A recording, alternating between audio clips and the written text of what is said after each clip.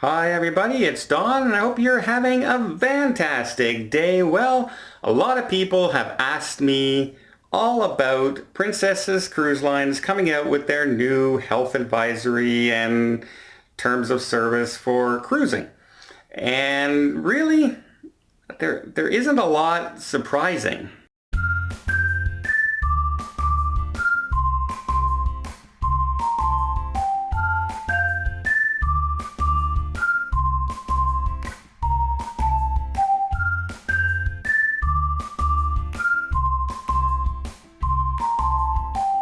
So first off, one of the big announcements is that they will be monitoring itineraries and possibly changing itineraries based on the cruise ports that may not allow people to go if there's somebody who comes down with a fever.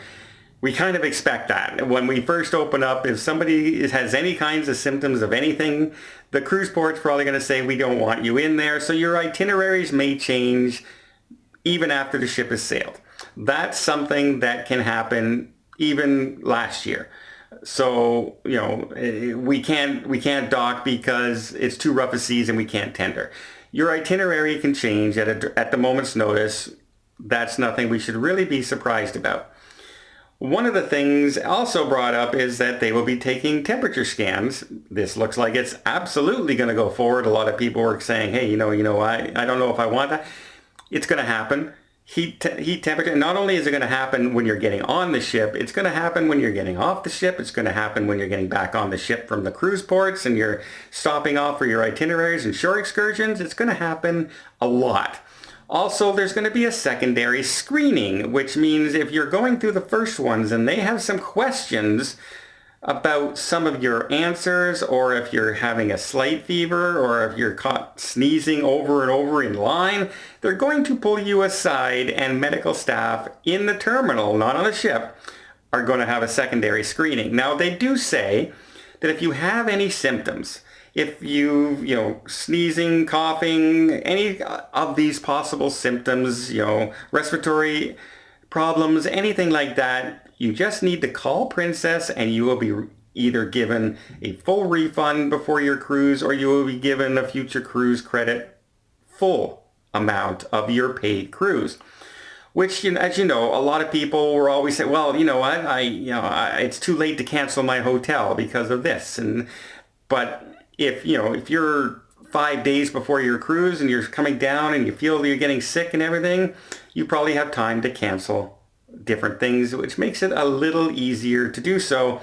And it also might be one of those reasons you want to book through the cruise line's flight service, because you can usually guarantee that you're going to get future cruise or reimbursed or a flight credit for later on, something back other than just losing everything completely. But as far as the cruise lines are concerned, you will get your money back or a future cruise credit from Princess anyway. That's a good thing.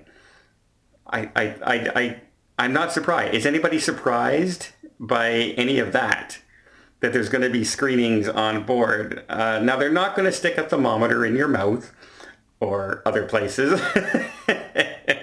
It's going to be a heat sensor or a forehead, scanner like this. That's all it's going to be. It's not going to be intrusive, so I don't think we should be too upset about it.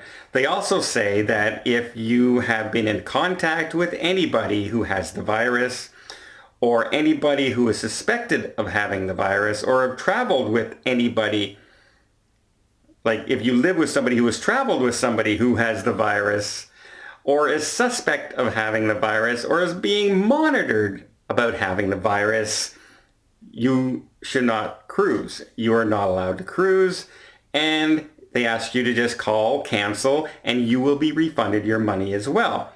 Good deal there. A lot of people can say, you know what, I can't really go on this cruise anymore. I'm going to say that I have a friend who has the virus and I'm not going to go on my cruise.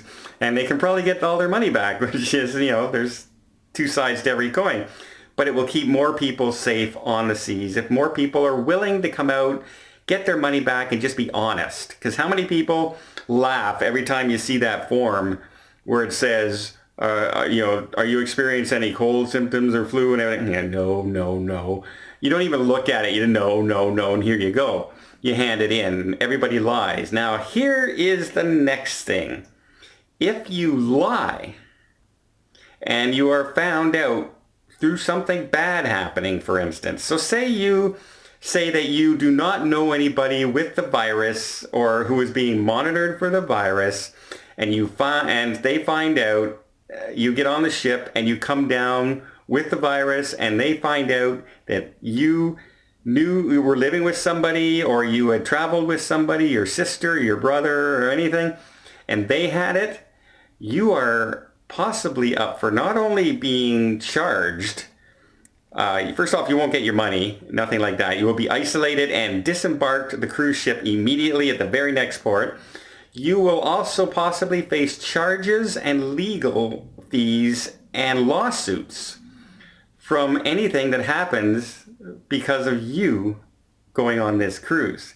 So it will no longer be the cruise line being sued for somebody spreading the virus if you lied and it's shown that you were in contact with somebody who had the virus and they can point to you. It now becomes your lawsuit and your responsibility. And so that little note of paper that everyone laughed at and everyone looks at and goes, no, I don't need, no, I'm feeling good.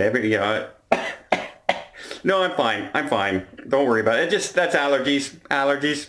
Don't worry about it. Now there could be some severe legal ramifications. So think twice before falsifying that. Especially, say, for Princess Cruise Lines now, who are offering you your money back or a future cruise for the sake of a phone call. That's all you have to do. Call them, talk to them, and they will work it out with you. And having that ease of mind is a really good situation.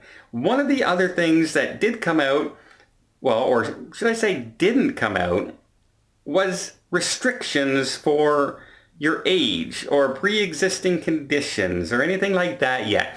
Nothing like that has come out saying that you need, fit for travel approval from a doctor, because that's a rather slippery slope. As we all know, like, I've had cancer.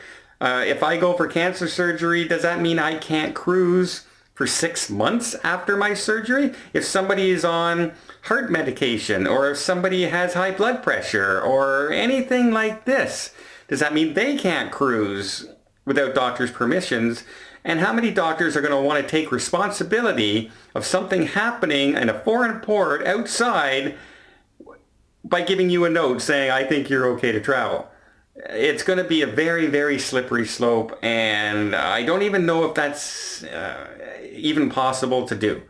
So nothing like that is in there. It still can come out. They are still saying they are working on further restrictions or guidelines, and they're working with the government and the CDC and CLIA, the Cruise Line Association. They are trying to come up with proper protocols and what they're going to do. So we'll have to wait and see there. But as far as what I've seen so far, I only saw good things in this memorandum. The fact that you could just call and cancel instead of losing your money when you're feeling sick, and the worry comes off of you, and they're just going to test you with a heat sensor and your questionnaire. And if you're suspected of having anything, they are going to pull you aside before letting you get on the ship. I think nothing wrong. I do not see anything wrong with what they have brought out so far. The only thing that I can see ever really coming out that will be a tricky situation is that fit for travel notice. Are they going to set an age limit? Because you have to be over 70 years old, under 70 years old, and you don't need a fit for travel note from your doctor. But over, you have to. Well, that's kind of age discrimination. And that could very well go against lots of Charter of Rights and discriminatory laws. So you can't set an age limit. So if I know Carnival and that tried to do it, but it only lasted a week because they shut down. And there were going to be challenges. There were going to be a lot of challenges to that fit to travel rule that they brought up, especially when they put in an age limit. Because you in the United States and Canada, you cannot discriminate against anyone based on age, sex, religion, all this kind of thing. So to say that you have to be under 70 to cruise or you need a doctor's note definitely goes against those constitutional rights easily. So I think that would be lost in court before it even got there. So I don't see how they can put those kind of restrictions. Now they can, being a private company, say that everybody needs a fit to travel, permission. However, there you go. Are you going to tell your 20-year-old person coming on that they're going to need a fit to travel legislation? Are you going to say that they need to have one for their 5 and 6-year-olds going on a cruise? You see how that becomes a very big can of worms that the cruise lines don't want to open up. So they may just come out and say that if you have pre-existing conditions that may hamper your health on a cruise, you need to let us know. That can be a fair assessment. So yes, I've had cancer. Am I having problems right now? Nope. I'm living a normal life. I'm going out and doing everything I need to do. I shop by myself. I live by myself. I don't need care. I don't need anything. Okay, away you go. Or no, I've had 4 different medications in the last 3 months and they still aren't quite right, and that might be a different story. So we'll have to wait and see if those kind of legislations come out, rules and restrictions. But as far as the age one is concerned, I don't think they can get away with it. I honestly don't think, and I think they would be challenged in court almost immediately. Let me know what you guys think down below. Do you think, extra health restrictions going on as far as the screening is concerned or being pulled aside? Do you think being charged if you lie on that sheet of paper? Do you think that piece of paper is becoming more of a legal document now than it ever was? Because that's what I do. I think that can come back to haunt a lot of people who don't really pay attention to that. I know I hardly pay attention to it, and I'm quite sure that 99.9% of us don't pay much attention to it. In fact, most people just joke about it. Hope you liked this video. If you did, please give it a thumbs up. Want to see more tips, more tricks, more travel vlogs from around the world? Hit that subscribe button. Till next time, have yourself a safe and a great vacation.